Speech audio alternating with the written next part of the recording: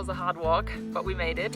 We're up at the top, found a beautiful little spot to sit down and to talk you through our journey and our process of buying land in Portugal. So with this video, we're going to try and run you through, within 10 minutes, run you through our journey from when we decided we moved to Portugal to where we're at now.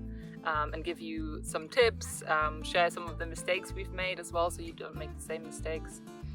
And yeah, hopefully this will just be really, really useful to you.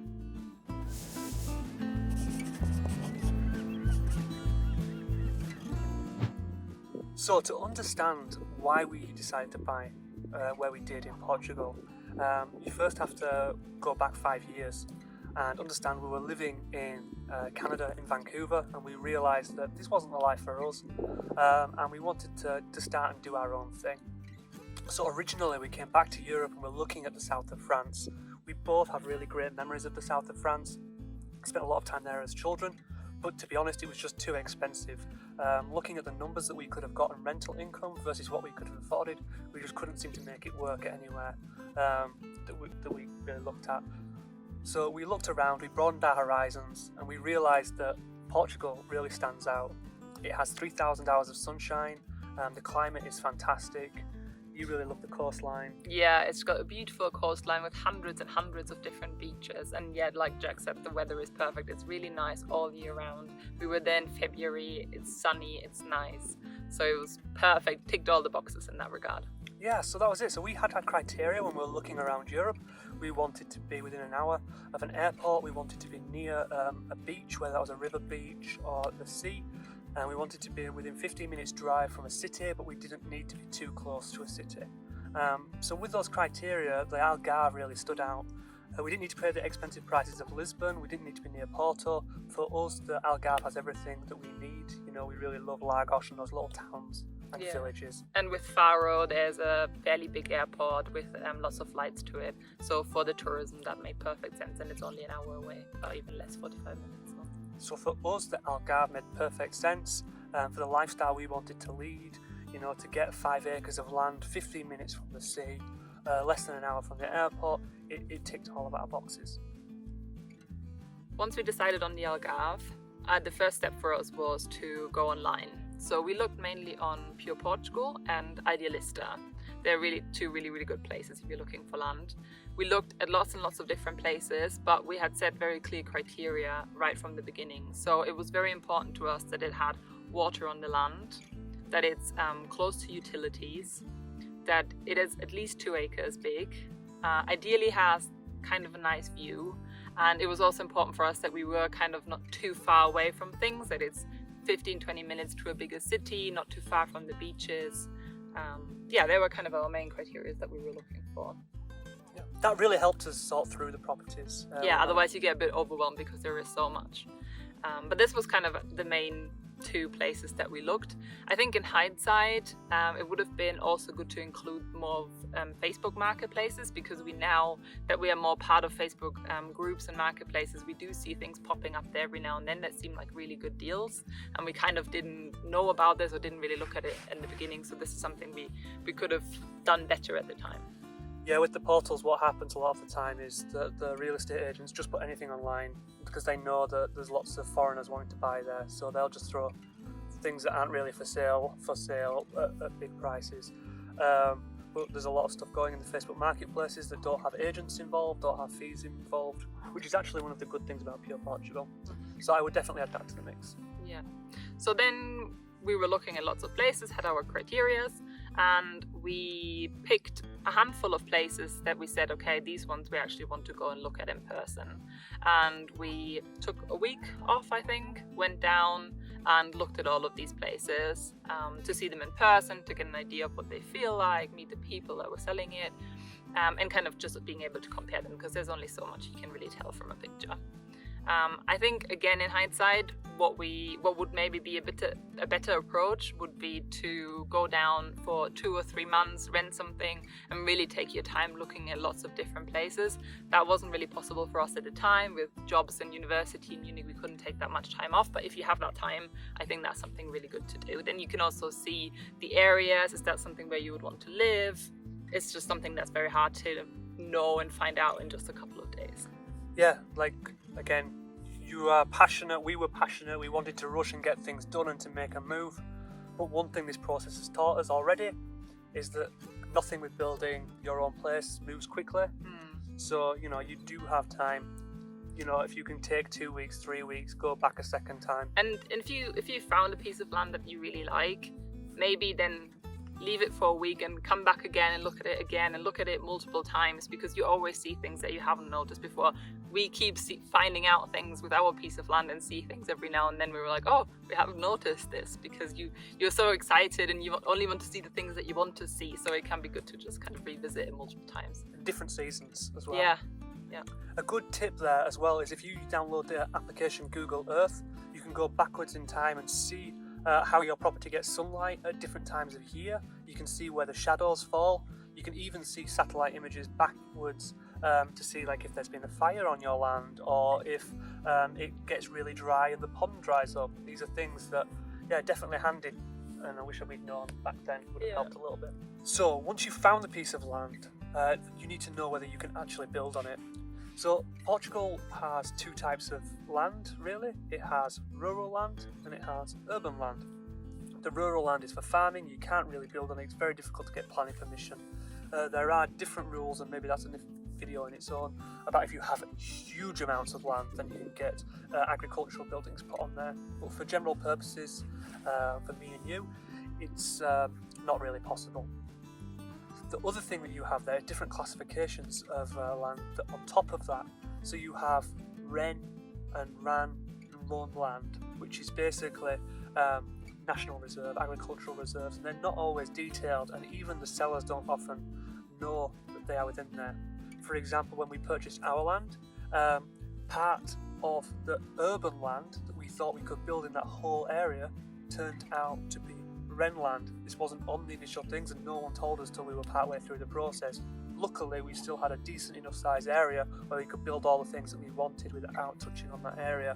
But if you'd been one plot over, that would have been a totally different story. Yeah, that's something to really watch out for, because it can just ruin your entire project if you don't know, and then you find out after you've bought it. I've heard stories of people that have hired lawyers and they've still not really found this part out at the beginning of the process. So with us, what we did is we went to see the Câmara. The Câmara is the town council in Portugal. And once at the Câmara, we asked them all the questions. We talked about, will it be difficult to get a borehole instead of just the open well? Will it be possible to build roughly what we're wanting to build? And they said yes, they can't guarantee it, but he thinks in principle it should be possible on that land. So once we'd been and seen the Câmara, the next step then was to make an offer. Because we weren't as convinced 100% that we could build what we wanted to do, we kind of wanted to go on the upper limits of what was possible. We decided that we were going to make an offer contingent on the planning permission getting approved. So in Portugal they have a special process for this called a PIP, and a PIP basically is a promissory contract. It says that, hey, we will put down a deposit, and if we get planning permission, we will give you the full deposit, we'll give you the full amount. If we don't get planning permission, we can both walk away. And if they sell the piece of land in the meantime, they have to give you twice your deposit back, so you also have a bit of a security there, that they don't just sell it to someone else. So it's a great idea to do. So with that, we had to go find a lawyer. We found a lawyer on Facebook, actually. It's really good to tap into these communities to see what's already out there. So we just asked in some of the Algarve Facebook groups. One of the people that came in got 3 recommendations. So we talked to the people in a little bit more detail, and they had great things to say. So we went and contacted her.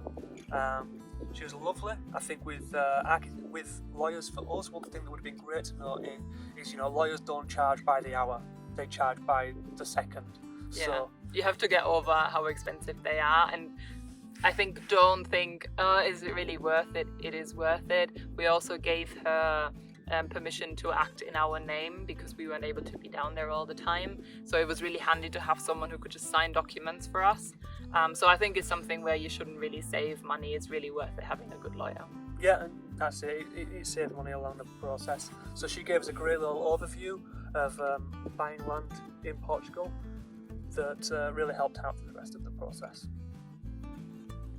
So once we've entered the promissory contract, it was time for us to find an architect to start the whole building planning permission. We again looked online on Facebook and had some different recommendations there.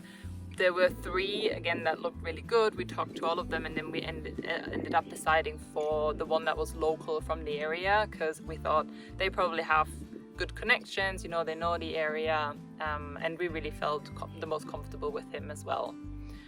And I think then it's really important that you put in a lot of time up front, write a really good brief for the architect, put everything, all the information, everything that you want down, and give them as much detail as possible to work with, because the more ambiguity you leave and the more room for interpretation, the more kind of back and forth you will be having between you and the architect, because they will come up with a drawing that then isn't at all what you wanted, and they have to go back and redo it. So the better your brief is from the start, the easier it is for the architect, and the quicker this whole process is as well.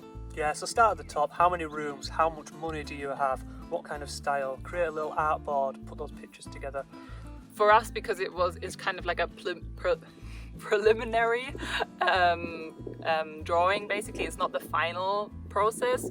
You have to then, once they agree on this one, you have to submit the final plans. This is kind of just the first phase. So it didn't have to be super specific what it will exactly be made out of, what materials, but what size will it be, how many rooms, kind of what will it look like from the outside roughly. That's what they're looking for. Yeah, so it's the outline drawings. Again, it's what will it look like. It's not what will it be made and how will it be put together. It's the aesthetics. It's where will it sit on the land, how will it impact the land, how will it work with nature, where will you get the water, etc. in an outline way. The details are done later. In our case, because we have a ruin on the land, and that is also the reason why we can build on this part of land. Again, it has to do with the different classifications of land that we mentioned before. We also have to use the part where the ruin is on. The ruin gets knocked down, but you have to use that same footprint. You can extend it by a certain amount, but you have to make sure that it kind of at least uses where the ruin was. You can't just put it somewhere else on the land. So this is something else they will be looking for, where it is located on the land. That's a good tip, actually. You can find out the rough amount of what you can build on your land, even if it's urban, by looking at the PDM. This is something that comes from the city, and they put it together, I think, every 5 or 10 years, that says by church parish what can be built where and how much space. So a house in this area can only be built up to 200 square metres. A rural eco-resort can be 1,000 square metres. Yeah, this will be really specific to the area where you're buying, so make sure that you get the information for that. So we got those from a few houses before we decided to go out and visit them, to make sure that before we even went there, that we could build what we wanted to build without wasting the time. So we had a couple of back and forth between us and the architect until the drawings were kind of what we wanted. And then the architect went ahead and they submitted to the Camara. It's all done electronically and digitally. So yeah, they had submitted it, and then it's waiting. And you never know how long it takes. They'll tell you, technically the Camara has 1 month to respond. The architect said it's probably going to be about 3-4 months. It ended up being 9 months, so it took really, really long. We tried to push and kind of check in with them, but it doesn't really help. You just have to be patient and wait. It takes as long as it takes. But then after 9 months, we got the good news that it was basically approved. So the straightforward process would be you get it approved from them, and that you can build what you want to build on there. Then you can go and buy the land, and then you can submit the actual planning permission. In our case, they sent us a document saying, they're not saying we can't do what we want to do, but there were a couple of specific things that were missing on the plans. We didn't have enough parking spots for what we were wanting to do. We didn't have disabled access. So there were a couple of little bits and pieces. We didn't use enough space of where the ruin is. So they didn't say no, but they said you have to change these things, and then we will say yes, basically. So we had to redo the drawings with these changes, resubmit them, but our architect advised us and said it's very, very unlikely that they will say no after that. Yeah, they gave us that in writing, and they signed it all saying that if you do these changes, we will let you build what you want to build. So that was enough for us. Exactly. So we said, okay, this is safe enough, and we also kind of wanted to move ahead, and also the seller was getting a little bit impatient, so we decided to go ahead and buy the land. So last year in August we finally signed the contract, and it was ours, which was a very, very exciting moment for us. Yeah, we couldn't be there in person to do it, but luckily we'd given the lawyer the permission to sign on our behalf. Yeah. Again, where it was really useful. So she signed a contract and let us know, and we had our little celebration in lieu of being there in person. Yeah. And yeah, so with that, the land was ours, and this part was done. But then obviously this wasn't the final planning permission. We had to make those changes. So we went kind of back and forth with the architect, and also this was now the second step of submitting more detailed plans to get the final planning permission. So we had to hand that in, and then it is again waiting for the answer. So far we've been waiting 5 months now. Again, technically it was like 2 or 3 months. The architect said, I should be quicker now because they're already familiar with this project. I don't know. Just how it is. I mean, I think it's getting used to that life. It's kind of why we fell in love with Portugal as well, is things do move a little bit slower there. So yeah, it's training. It's been good. We've managed to save up a little bit more money in the meantime, and really, dot the I's of our life in Munich before moving down there. So this is where we are up until today. So we don't really know the next steps in much detail, but we have an idea from what people have told us. So the next step for us is, once we get final guaranteed planning permission, we can start moving ahead. We can go contact some builders. We can go get references for those builders and go look at some of the work that they're doing when we're down there in August. We can do the next round of plans. So like Hannah mentioned, at the moment we're still kind of on this high level. It has quite detailed plans all submitted, but we don't have any of the materials or how it's going to be built. So we need those structural drawings still to be done. But that can happen while you start doing the groundworks and things. That is supposed to be a shorter time, so hopefully... Again, that's what we've been told. We hope see. That goes quicker. But yeah, it's not as important there, because they just basically tick that the architect and the engineer has done their job.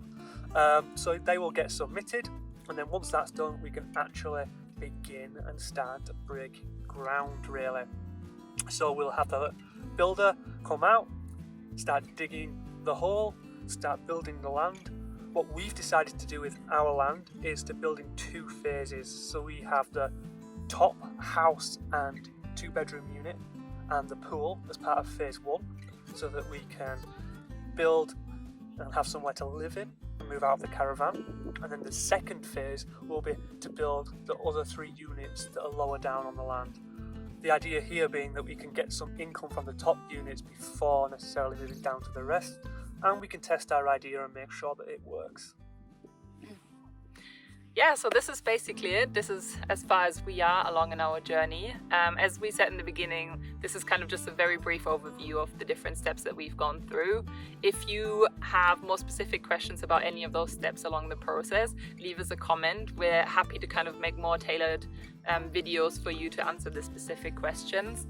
And we also wanted to say thank you for everyone that has subscribed already. I know that we only have a few videos out so far, but it's really nice to see that people are subscribing, that people are kind of interested in what we have to say, and that you also leave so many comments. It's really nice to interact with you guys in the comment section, and start creating a little bit of a community. It's really fun, so thank you guys. Yeah, we generally get excited every time someone subscribes. We both look at the phone and think, yeah, we Another got another one. So it's brilliant. It keeps us going. It helps keep us motivated in these periods where we don't have too much going on, and we're getting prepared for the next stage of the build. Yeah, and we hope that we just also can kind of help you a little bit and share our information, our learning. So yeah, like we said, let us know what kind of questions you have, and if we can help, we're happy to make a video and explain all that in more detail. Okay. Yeah. Right. Take care, everyone, and see you again soon. See you. Oh, I got to walk down the mountain. Oh.